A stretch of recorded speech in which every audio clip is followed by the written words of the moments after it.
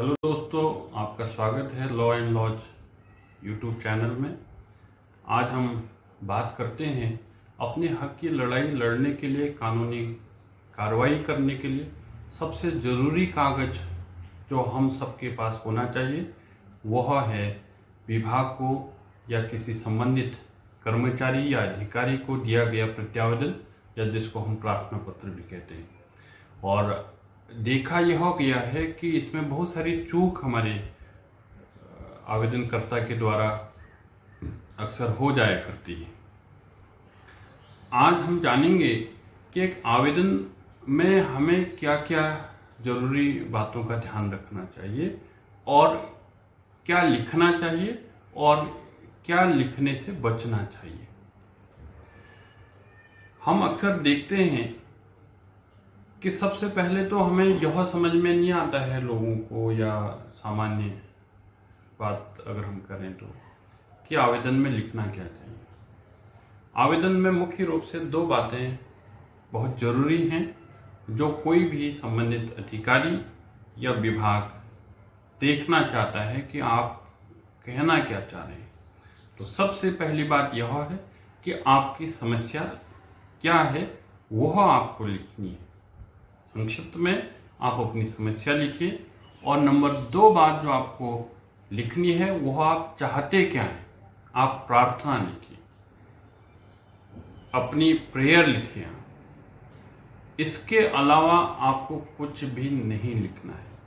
अक्सर देखने में मिलता है कि बहुत सारे लोग जो है अपने हकों की लड़ाई के लिए जो आवेदन करते हैं उसमें ऐसा कैसे कर दिया, ऐसा क्यों कर दिया, मेरे साथ क्यों अन्याय कर दिया, आप ऐसा कैसे कर सकते हैं, इस प्रकार की हमलावर टिप्पणियों का प्रत्यावेदन करने से बचना चाहिए। क्योंकि आपका प्रत्यावेदन एक प्रार्थना पत्र है जिसमें आप विशेष रूप से सक्षम अधिकारी से प्रार्थना कर रहे हैं। तो हमें इस बात का जरूर ध्यान रखना चाहिए कि हम अनावश्यक बातें या फिर इस प्रकार के प्रश्न जो कि हमारे संबंधित अधिकारी को इरिटेट कर सकते हैं, उसको गुस्सा दिला सकते हैं, आपका वह प्रत्यावेदन पर विचार नहीं भी कर सकता है, या फिर वह किसी अन्य तरीके से भी उस पर अपना निर्णय ले सकता है। तो ये तो बात हुई कि हमें लिखना क्या चाहिए और क्या नहीं लिखना चाहिए। अब रही बात प्रार्थना, आपको संक्षिप्त रूप से वह सब बताना है जो आपको चाहिए। आपको जो भी उस अधिकारी या संबंधित कर्मचारी या फिर विभाग से चाहिए वो आपको अपनी प्रार्थना लिखनी है कि महोदय से निवेदन है कि मुझे ये दिलाया जाए। अब अगली बात आती है कि हमें ये संबोधित किसको करना चाहिए। मुख्य रूप से मुख्य रूप से जो प्रत्यावेदन संबोधित करना चाहिए, जो सक्षम अधिकारी है आपके समस्या के निवारण के लिए, उसी को यह प्रत्यावेदन संबोधित होना चाहिए। जैसे कि सेवा में श्रीमान जो भी अधिकारी आप लिखेंगे, और उसमें विषय आप लिख सकते हैं ताकि ध्यान जल्दी से जाए कि आपकी समस्या क्या है। अगर आपने लिखा कि मुझे एक आवासीय भवन जो ग्रामीण क्षेत्रों के लिए इंदिरा आवास योजना है उसके अंतर्गत मुझे भवन दिया जाए, इस प्रकार का कोई भी आपने विषय लिखना है। या किसी की का वेतनमान उसको जो है नहीं दिया जा रहा है जो उसके लिए जिसके लिए वह योग्य है, तो विषय आ जाएगा कि हमें वेतनमान स्वयं सो प्रदान करने के विषय। और ध्यान रहे कि दिनांक लिखना बहुत जरूरी है, दिनांक लिखना न भूलें। और एक चीज और जो बहुत जरूरी चीज है कि क्या हमें अन्य लोगों को भी उस शिकायत पत्र या प्रार्थना पत्र को उसकी प्रति भेजनी चाहिए।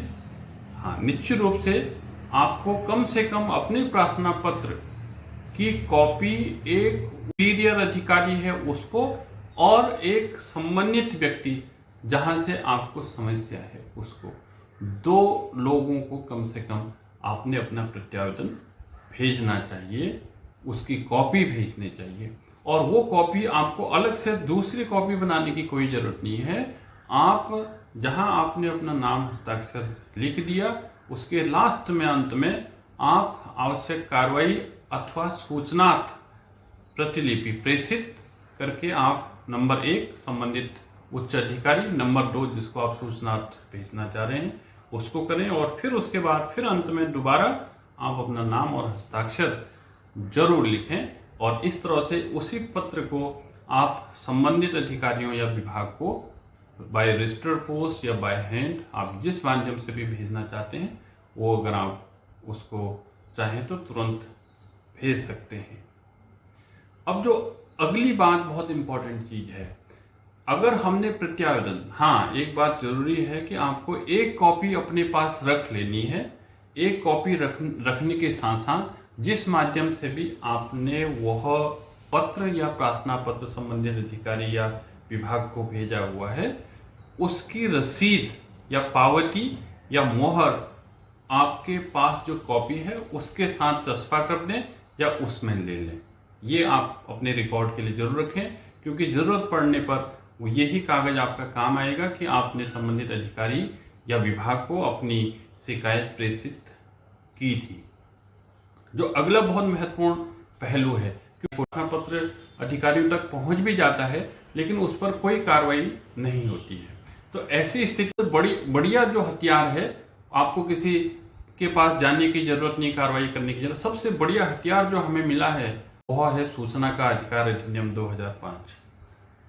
तो आपको सिंपली क्या करना है, इसके बारे में आरटीआई एप्लीकेशन और सूचना के अधिकार अधिनियम में हम अलग से वीडियो आपके लिए हमने तैयार किए हैं। आप वहाँ दूसरे वीडियो देख सकते हैं सूचना के अधिकार, और उसको कैसे आवेदन करें उसकी विस्तृत जानकारी आपको दूसरी वीडियो मिलेगी। तो आरटीआई के माध्यम से हम ये पूछ सकते हैं कि मेरे द्वारा दिनांक इतने तारीख को दिए गए प्रत्यावेदन पर कृत कार्रवाई से प्रार्थी को अवगत कराने की कृपा करें। जब ये आरटीआई एप्लीकेशन पीछे से 1-2 हफ्ते बाद जब आपको लगता है कि काम होने में अभी देर हो गई है, तो आप वो यही एप्लीकेशन जरूर प्रेषित कर दें।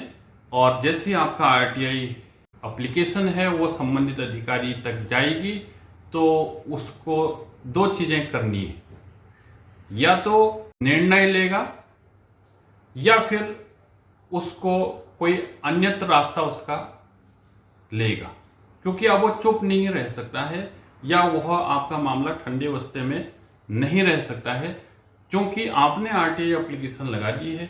आपको 30 दिन में उसका जवाब देना उस अधिकारी या लोक सूचना अधिकारी के लिए नितांत जरूरी है। तो इस तरह से आपके मामले में आवश्यक कार्रवाई दिखती है, और यदि किसी न किसी कारण से यदि आपका प्रत्यावेदन रिजेक्ट भी हो गया हो, तो कम से कम आपको एक आधार बन जाता है उसको चुनौती देने के लिए सक्षम न्यायालय में, और आप अपना अधिकार इस तरह से, अपने हक की लड़ाई इस तरह से सरल कर सकते हैं, और अपने साथ हो रहे अन्याय के खिलाफ आप न्याय की जंग लड़ सकते हैं, और उम्मीद कर सकते हैं कि आपको जल्दी से जल्दी इन प्रक्रियाओं को अपना करके न्याय मिले। धन्यवाद।